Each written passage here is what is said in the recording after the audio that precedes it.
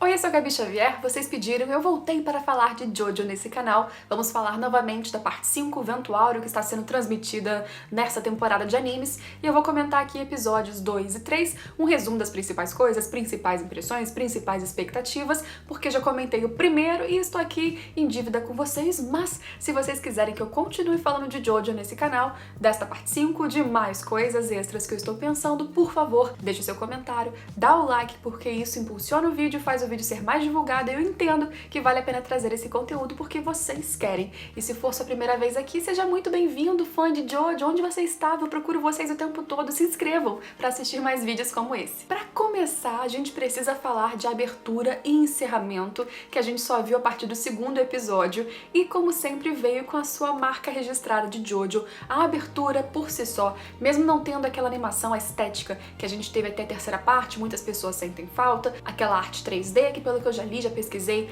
era feita usando a engine dos jogos na época de Jojo, por isso a estética tão diferente do que era na animação, mas mesmo assim tivemos uma música muito boa, Fighting Gold, te deixa no hype, ao mesmo tempo em que a abertura tem várias dicas e coisas que você só vai entender se ler o mangá ou chegando no final do arco desta parte de Jojo. Então é muito boa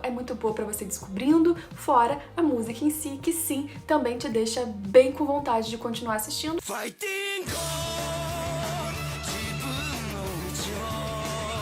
O encerramento, bem clima bregão assim de anos 90, mas que o Araki inclusive já deu entrevista e pronunciamento dizendo que curtiu muito, que tem tudo a ver, é uma música da época inclusive em que a história se passa, e pra ele tem tudo a ver com o que vai acontecer nesse arco, dá um ótimo fechamento. Eu quero saber o que você achou dessa música de encerramento, depois a gente ter tido outra música muito famosa e antiga durante 2 primeiros arcos de Jojo, que era a música do Yes. Fazendo um apanhado geralzão, no segundo episódio a gente viu um pouco ali do passado do Giorno, que eles tiraram um pouquinho da ordem de como o mangá explicou, no momento que o mangá explicou, de onde veio o Giorno, como a história dele se desenvolveu, por exemplo, que a mãe dele de fato teve um relacionamento com o Dio, não se sabe por que ela sobreviveu, porque que o Dio não matou ela, mas ela conseguiu, sobreviveu, teve o filho, inclusive ela era japonesa, mas mudando pra Itália se casou com um italiano, por isso o Giorno, nacionalmente, o Giorno no seu documento, ele é meio japonês, meio italiano por nacionalidade, apesar do seu pai ter a cabeça e o corpo de ingleses, não é mesmo? Mas como criança ele sofreu bastante porque a mãe não ligava pra ele,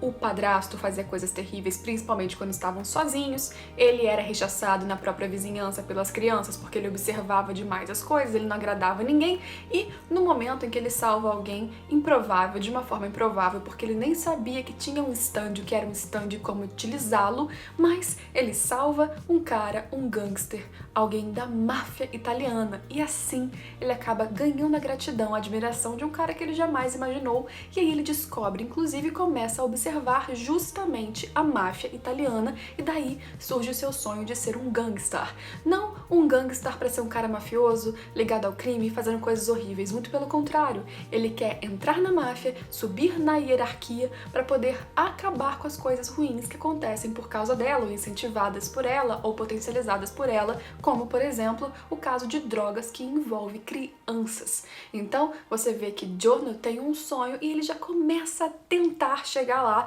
no terceiro episódio. Eu gosto desse paralelo que a gente pode fazer da Itália, de Nápoles, de Jojo 5 e a nossa própria realidade aqui, porque o Giorno notou que na cidade dele os políticos, os policiais não estavam nem aí pro que estava acontecendo e tem muita criminalidade, muita criança na rua, e uma pessoa da máfia que quisesse mudar a realidade de alguém, ela poderia, especialmente dependendo do seu cargo, da sua hierarquia, fazer alguma diferença, como o cara que ele salvou fez a diferença pra ele. Como luta mesmo que a gente teve até agora foi aquela que começou no primeiro episódio e terminou no segundo, do Giorno com o Bucciarati, esse relacionamento aí que começou de alguma forma um pouquinho mais turbulenta, mas no final os dois acabaram se respeitando de maneiras diferentes, quer dizer, a gente teve uma pseudo-batalha entre Giorno e Koichi, mas não foi bem uma batalha, enfim, a batalha que mais interessou foi entre o Giorno e o Bucciarati, principalmente considerando que o Giorno ainda não sabe utilizar o seu stand, especialmente para uma luta contra pessoas, ele nunca tinha feito isso até então, e aí ele tá começando a descobrir as suas potências, e a sua força de vontade faz com que ele consiga, inclusive, vencer no final, e ele não mata o Bucciarati, ele não faz nada com o Bucciarati, porque ele percebe que existia alguma coisa ali boa nesse cara, que ele poderia também ter feito mais, mas se conteve. Então ambos terminam com um respeito estranho ali, e aproveitando esse gancho, aproveitando que eles terminaram sem se matar, o Giorno comenta que ele quer entrar para a gangue, para a máfia do Bucciarati. E não é tão simples assim. O Bucciarati não pode levar ele e dizer aqui, ó, meu amigo aqui tá entrando, vamos lá, vamos fazer parte da turma. Na verdade, o Giorno precisa conversar com alguém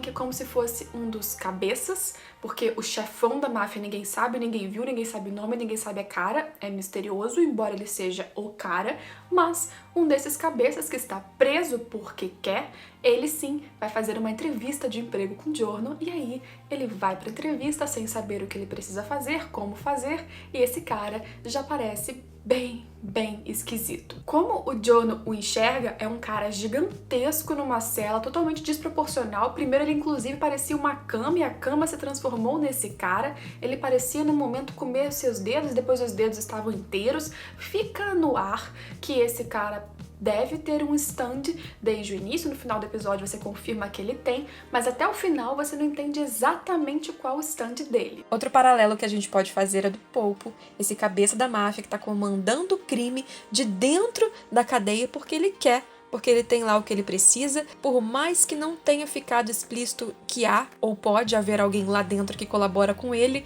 mesmo assim ele tem o respeito que ele quer porque ele é alguém importante, influente e perigoso. Então é muito mais confortável para ele ficar ali, onde ele precisa, onde ele quer, e sai quando desejar. A questão é que, como teste pro Giorno poder ser aceito na máfia, provar que ele era alguém confiável, ele precisava simplesmente cuidar de um isqueiro, não deixando que a chama desse isqueiro apagasse. E chegando em casa, ele ainda tem um probleminha a mais, porque o Koichi continua atrás dele, especialmente atrás dos seus documentos, do seu passaporte, né? Porque, né, ele tá num país diferente, ele quer as coisas dele de volta. E o Koichi tinha o endereço dele, consegue entrar, e com isso o Giorno fica escondido, a chama tá a perigo ali, e ele tem uma situação toda ali de conseguir pegar a chama de volta. O Koichi também pega o seu passaporte, e o Giorno, fugindo do seu quarto, fugindo do Koichi com a chama do isqueiro, acaba tendo a chama apagada pela água de um senhor que estava ali limpando a escadaria do prédio. E aí que as coisas começam a ficar um pouquinho mais intrigantes, porque o senhor percebe que dá para acender de novo o isqueiro, então eu vou lá e acendo.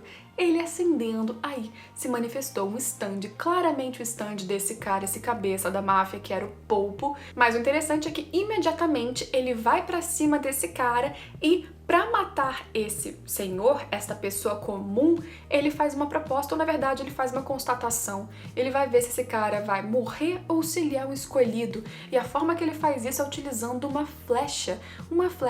que, se você não assistiu nada, só viu Jojo agora a partir do 5 talvez, ou com certeza você não tem referência nenhuma, mas se você assistiu as partes passadas, especialmente a parte 4, você pode ter uma ideia do que pode ser essa flecha. Eu não tô dando spoiler nenhum de mangá, é simplesmente algo que você consegue constatar, só pensar. Agora, por que essa flecha estava ali? Essa flecha atinge o senhor, e o senhor morre, e o stand conclui que o cara então não era um dos escolhidos, e aí termina nessa tensão, o stand do Polpo indo pra cima do Giorno, e o episódio acaba. Uma coisa que eu gosto bastante na estética dessa parte 5 é que nas vezes que a gente vê os stands, especialmente os stands entrando em ação, as cores ficam mais atípicas, digamos assim, não só fortes, mas um pouco fora do padrão de uso, como era, por exemplo, em Morio, na parte passada de Jojo, que tinha essa paleta de cores bem excêntrica porque era uma cidade diferente, uma cidade em que coisas muito estranhas estavam acontecendo o tempo todo. Eu gosto da maneira que o terceiro episódio foi caminhando,